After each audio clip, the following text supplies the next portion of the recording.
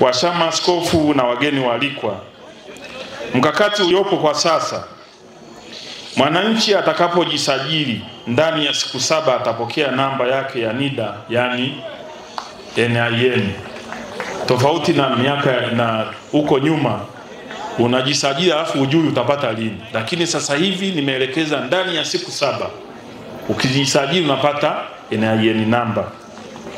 Katika namba ya simu ulioijaza kwenye fomu, baada ya siku 14 aliyesajiliwa atapokea ujumbe mwingine wa kumtaarifu kufuata kitambulisho chake katika ofisi ya NIDA, lakini kwa namba ile ambayo ina mechi na NIDA namba. Viongozi wa NIDA ngazi za wilaya na mikoa nimewaelekeza kufanya ufafanuzi huu kupitia vyombo vya habari ngazi za wilaya na mikoa kuhusu utaratibu, ili wananchi wafahamu mpango huu mpya wa utoaji huduma ambao umelenga kuondoa kero zote zilizokuwa zinalalamikiwa na wananchi kuhusu usajili wa kupata kitambulisho cha NIDA, uzalishaji wake na usambazaji wa vitambulisho vya NIDA.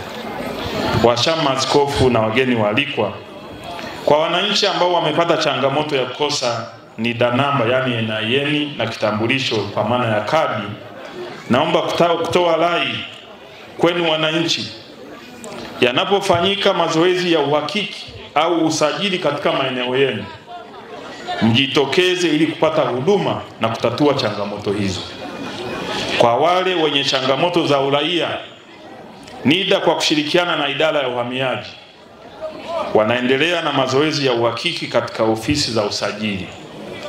Hapa kuna kapu la watu ambao uraia wao na mashaka, lakini katika kapu hili wapo wengine ambao wanastahili na ni Watanzania kwa mujibu wa katiba na kwa mujibu wa sheria.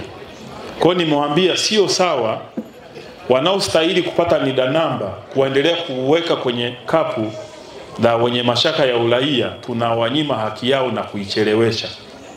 Kwa hiyo nilichokielekeza idara ya uhamiaji, idara ya wakimbizi, huduma ya wakimbizi ndani ya Wizara ya Mambo ya Ndani ya Nchi na NIDA watafanya zoezi maalum la kuangalia watu ambao wamekuwa kwenye kapu hili miaka mingi, tuweze kusoti wale ambao ni wakimbizi wapate NIDA namba ya mkimbizi, wale ambao ni walowezi tuwajue, lakini wale ambao ni Watanzania kwa mujibu wa katiba na sheria basi wapate hiyo NIDA namba kwa sababu ni haki yao. Hili tunalisimamia katika kuhakikisha huduma za usajili na utambuzi zinawafikia wananchi bila usumbufu.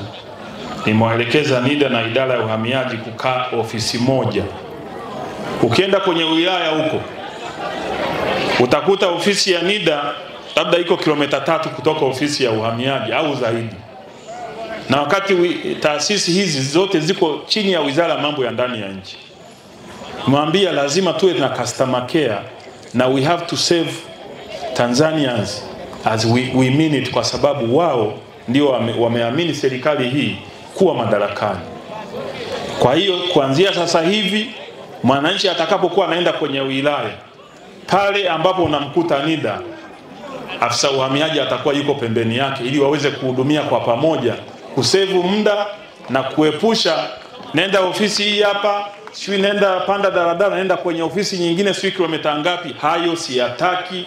Taasisi zote ziko chini ya Wizara ya Mambo ya Ndani ya Nchi, washirikiane katika kutoa huduma kwa wananchi. Kwa hilo tunalisimamia. Washama askofu na wageni waalikwa, katika mkoa wetu wa Kagera NIDA ina ofisi katika wilaya zote 7 ndani ya mkoa wetu. Kwa takwimu za sensa za mwaka 2022, mkoa wa Kagera una jumla ya watu 2,989,299 ambayo ni takriban milioni 3. Kwa mujibu wa sensa ya 2022, watu 1,337,621 wana miaka zaidi ya 18, yani kuanzia miaka 18 na kuendelea. Katika idadi hii NIDA imefanikiwa kusajili watu 1,068,444 sawa na 80% na wananchi ambao bado hawajasajiliwa ni 269,177 sawa na 20%. Kwa shama askofu na wageni waalikwa, tunamshukuru Mheshimiwa Rais Dr. Samia Suluhu Hassan. Kwa mkoa wa Kagera tayari Mheshimiwa Rais ameshatoa fungu la fedha kwa ajili ya kuwasajili wananchi 267,177 ambao wametimiza miaka 18, kundi hili ambalo walikosa nafasi ya kujisajili hapo awali. Sasa hivi tuna fedha ya kwenda kusajili 20% ambao walikuwa bado. Nimewaelekeza NIDA mkoa wa Kagera na Regional Manager wa NIDA yuko hapa pamoja nasi, amesimama pale, kuanza zoezi la usajili wa wananchi hao 267,177 waliobaki. Zoezi hili litaanza tarehe 10 Machi 2025. Wataanza wilaya ya Kyerwa na wilaya zingine zitafuata.